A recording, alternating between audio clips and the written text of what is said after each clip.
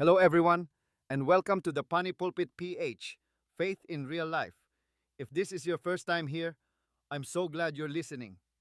This space is for honest faith, real life struggles, gospel centered hope, and conversations that remind us that even when life gets messy, God is still good, still near, and still worthy of all praise. And for our very first episode, pag-usapan natin ang isang bagay na sobrang totoo pero madalas tahimik lang nangyayari, ang malayo sa Diyos. Our episode today is called Grace Anatomy. Paano bumalik sa Diyos? Medyo funny, oo. Pero sana habang ina-anatomy natin ang grace, mas makita natin kung gaano kabait, kabanal, at katapat ang Panginoon. Kasi totoo lang, not everyone walks away from God loudly. Minsan walang dramatic rebellion, walang malaking announcement, walang post na I quit faith. Minsan dahan-dahan lang. Unti-unti kang hindi nagpe-pray. Unti-unti kang hindi nagbabasa ng salita ng Diyos. Unti-unti kang naging okay kahit hindi mo siya kinakausap. Unti-unti kang naging busy. Unti-unti kang naging manhid. Unti-unti kang naging malayo. At one day, mapapansin mo na lang, naniniwala ka pa rin naman sa Diyos, pero parang ang layo-layo mo na. At baka may nakikinig ngayon na iyon mismo ang nararamdaman. Hindi ka galit sa Diyos. Hindi ka naman totally tumalikod. Pero kung magiging honest ka, hindi ka na rin kasing lapit gaya ng dati. At masakit iyon. Kasi deep down, alam mo, hindi sapat na alam mo lang na totoo ang Diyos. Iba pa rin kapag malapit ka sa Kanya. You know what makes this even harder? Kapag gusto mong bumalik, pero nahihiya ka na. Parang iniisip mo, Lord, after all this time, Lord, pagkatapos kong maging cold, Lord, pagkatapos kong piliin ang maraming bagay over you, pwede pa ba akong bumalik? At dito pumapasok ang magandang balita ng biyaya ng Diyos. Ang pagbabalik sa Diyos ay hindi nagsisimula sa galing mong maglinis ng sarili mo. Nagsisimula ito sa kabutihan niya. Hindi ka nakakabalik sa Diyos dahil ang galing mong mag-repair ng spiritual life mo. Nakakabalik ka dahil mabait ang Diyos na tinatawag ka pa rin. And that is grace. Grace means God meets people who do not deserve Him and still makes a way. Hindi ibig sabihin noon maliit ang kasalanan. Hindi ibig sabihin noon okay lang ang spiritual drift. Hindi ibig sabihin noon walang saysay ang repentance. Ang ibig sabihin noon, mas malaki ang awa ng Diyos kaysa sa dahilan mo kung bakit ka lumayo. At kung iisipin mo, iyon ang heart ng gospel. Hindi tayo nilapitan ni Jesus dahil ang ayos-ayos na natin.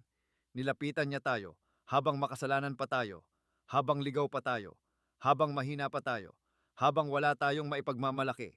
So if you feel far from God, hear this clearly. Your distance is real, but so is His mercy. Your weakness is real, but so is His grace. Your guilt may be loud, but His invitation is louder. At baka may ilan sa atin, kaya hindi makabalik sa Diyos. Kasi feeling natin, kailangan maayos muna tayo. Parang iniisip natin, sige Lord, babalik ako pag disciplined na ako. Babalik ako pag less sinful na ako. Babalik ako pag mas deserving na ako. Pero iyon ang problema. Kapag ganyan ang iniisip natin, parang gusto nating umuwi sa Diyos gamit ang sariling lakas. And let's be honest, we cannot grace ourselves back to God. Hindi tayo ang Savior, si Jesus. Hindi tayo ang daan pabalik, si Jesus. Hindi tayo ang source ng kapatawaran, si Jesus. Kaya kung gusto mong bumalik sa Diyos, hindi ang unang step ay performance. Ang unang step ay surrender. Hindi, Lord, tingnan mo po kung gaano na ako kabait. Kundi, Lord, wala akong maipagmamalaki. Kailangan kita. At iyon ang magandang balita. The way back to God is not through pretending. It is through repentance and faith in Christ. Minsan kasi akala natin ang repentance ay puro takot lang. Pero sa totoo lang, ang repentance is also hope. It is turning away from what cannot save you and turning back to the one who can. It is not just saying, mali ako. It is saying, Panginoon, ikaw ang tama. Ikaw ang kailangan ko. And can I just say this? If you still feel the desire to return to God, that is already mercy knocking on your heart. Kasi kung wala nang pakialam ang puso mo, hindi ka masasaktan sa layo. Hindi ka maapektuhan. Hindi ka maghahanap. Hindi ka makikinig sa ganitong episode. So maybe this is your reminder today. The Lord is not pushing away the one who truly comes to Him. Baka ikaw mismo ang hirap lumapit, pero siya, handang tumanggap. At hindi lang basta receive, He restores, He forgives, He renews, He gives peace, He gives grace for the journey back. Kaya kung ikaw itong nakikinig at feeling mo, ang tagal ko nang malayo sa Diyos, let me lovingly tell you this, hindi pa huli. Hindi ubos ang biyaya ng Diyos. Hindi sarado ang puso ng Diyos. Hindi mahina ang dugo ni Kristo. Hindi limitado ang kapatawaran niya sa mga taong mabilis magbago.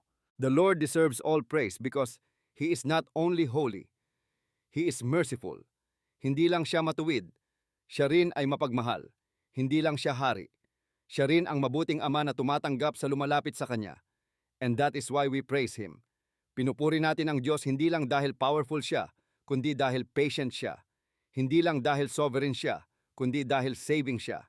Hindi lang dahil mataas siya, kundi dahil kahit mataas siya, lumalapit siya sa mga mabababa at wasak. So if your soul has been tired, if your spirit has been dry, if your walk with God has grown cold, this is your invitation. Come back. Not because you are worthy, but because Jesus is gracious.